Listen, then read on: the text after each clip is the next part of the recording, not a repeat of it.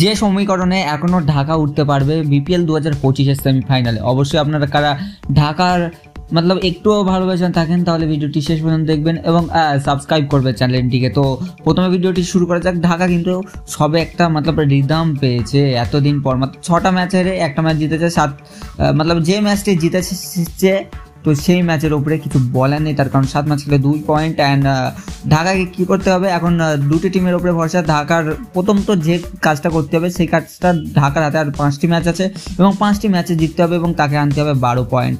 আর দ্বিতীয় কথা,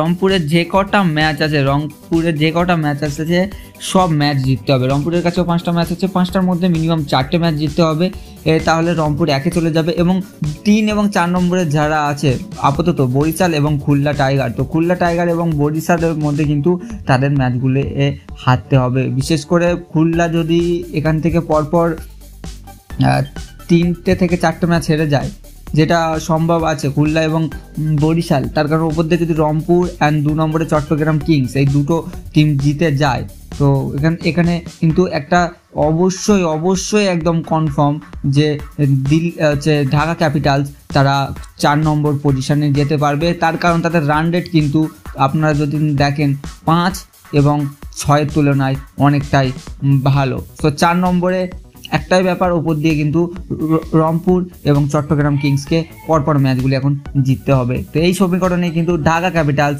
এবছর টপ 4-এ যেতে পারবে বিপিএল 2025-এর।